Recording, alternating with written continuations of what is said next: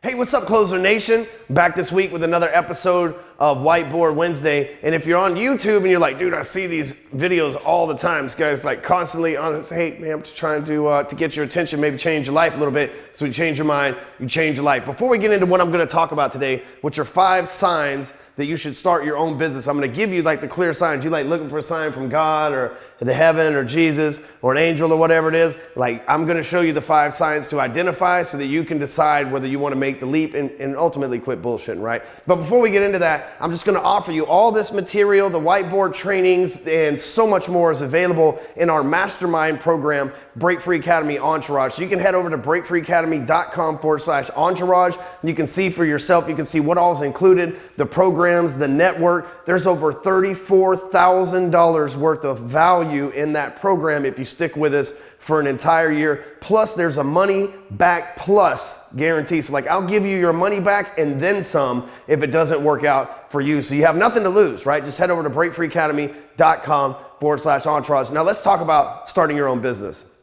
So some of you know my story, but in 2010, it was like the final starting over straw for me. I had come out of prison in 2008. I had started all over. I'd worked my way up to earning multiple 6 figures a year in the mortgage business. And then Dodd-Frank was passed, and that was it for me. I had nothing else. So I I couldn't write loans anymore. I had lost my ability to do mortgages. And that was really the only business I knew besides car washes. So I was just like, what the fuck do I do now? Honestly.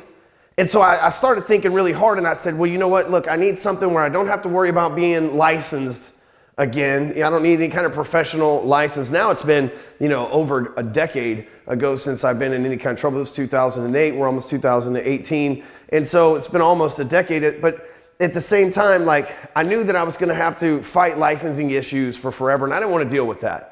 I also knew that I couldn't put my life in somebody else's hands as a boss or a superior, because the first time something goes wrong, it's like always fire the felon, right? Like, it's just like the first thing that's got to go when stuff doesn't go right in the company. It's like, get rid of the guy with the criminal background.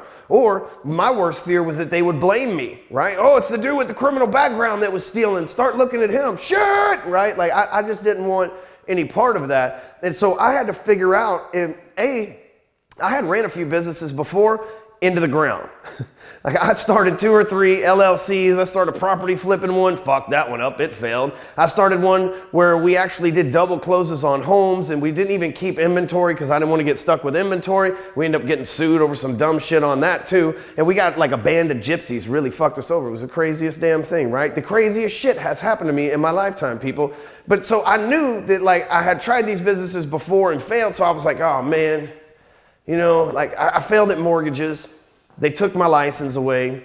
I failed at starting businesses before, but I don't see any other choice. You see, I don't have rich parents. I don't have anybody offering me money. I don't have JVs or venture capitalists going, here's a bunch of money until you figure out what you want to do, Mr. Stewman. I don't have any of that. So I had to figure something out quick, and the only thing that made logical sense to me was to start my own business. Well, it turns out about 6 months into starting my own business, when the money came into place, because it's rough in the beginning, I don't care how cool you are.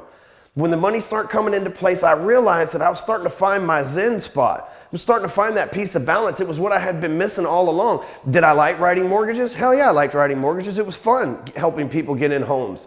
Was it lucrative? Yeah, it was lucrative. I made multiple 6 figures W-2 income with no bills every year. It was awesome. But at the same time, it wasn't my calling. My calling was to be on this video right now, helping you find a better life. That's it. Helping you change your mind, because when you change your mind, you change your life. That's what I'm here for. I couldn't have done that as just the mortgage banker up the street making a lot of money who goes home behind the scenes in his Lincoln Town car driven by somebody and pulled up into his fancy place. Like, that wouldn't have happened, right? That's not me fulfilling my purpose. So I realized once I start this business, my life got better at home. I kid you not, right? My life got better at home because maybe I was under the pressure of running the business, but at the same time I was chasing my dream and not somebody else's, right? I've watched people come through our programs over the years who were working for somebody and got tired of working for the man and have taken the leap to start their own business.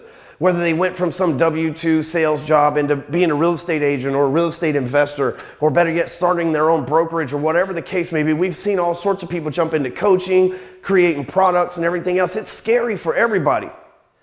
But the fulfillment that comes from doing what you were put on this planet and coded by the divine creator to do really says a whole lot. So let me talk to you about the 5 signs that you need to be looking for, because if you're thinking about starting a business, you probably need to be doing that shit, right? I'm just saying, right? You probably need to be doing that shit, but let me give you some 5 clear signs. First, number 1, if you hate having a boss, right? If you're the type of person that's always in some shit with management, or like I was with HR, they were like, this is the 3rd client that you've said fuck in front of this week, that's complained about. I'm like, fuck, I don't mean to, fuck, right? I can't stop, fuck, right? It's just like Tourette's or some shit, right? I don't even know, I didn't mean for it to come out, but I had numerous fucking write-ups, right? I just said it there. I had numerous write-ups in the HR department. It was a nightmare, and my boss was like the dude from Office Space. He's like, you know, you make us a lot of money, but at the same time, you can't be telling everybody, they're like, hey, what the fuck is up today? You can't just talk like that. He was an asshole, right?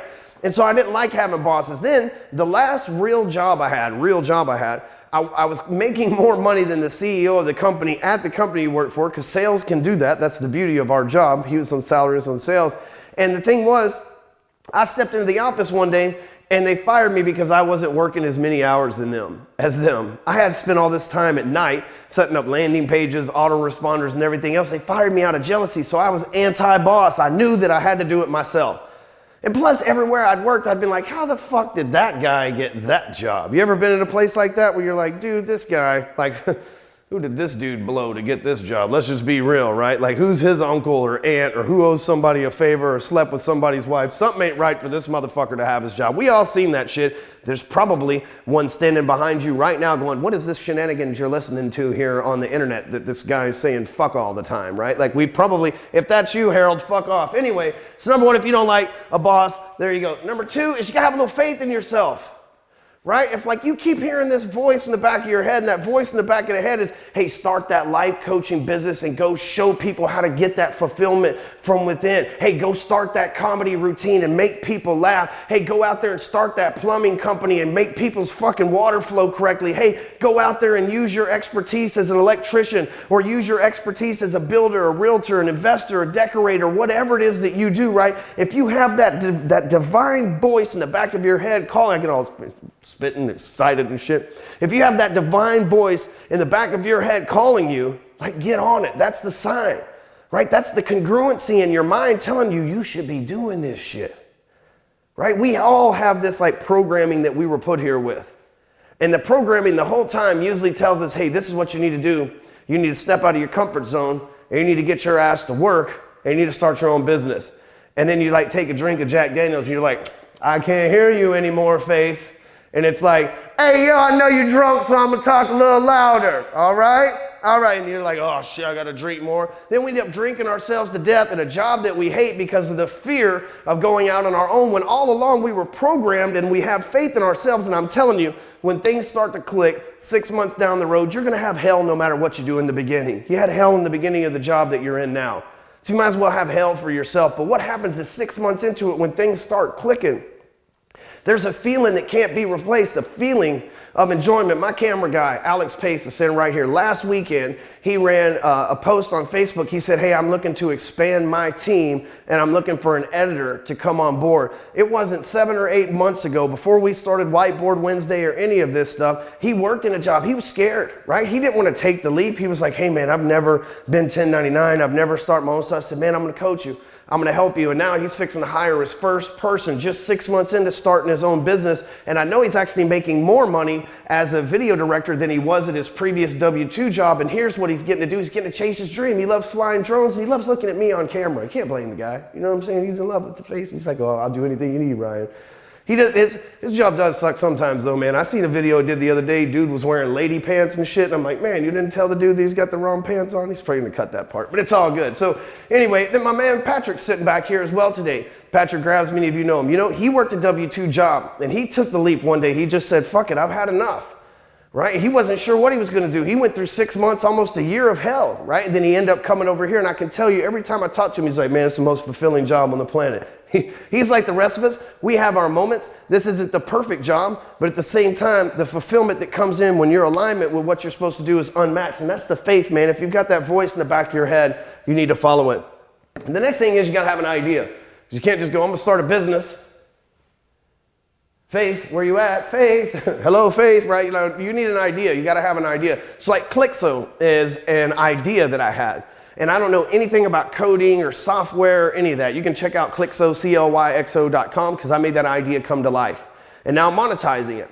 And so here's the thing, with Clyxo was an idea. I said, man, you know what? We got Instagram handles, Facebook handles. We got all these different places, LinkedIn, Instagram, all these different places to find us. We need social media simplified, right? We need one page where you can find people at any kind of program or any kind of social media site that they're on, and you can connect with them on the one that you're on too.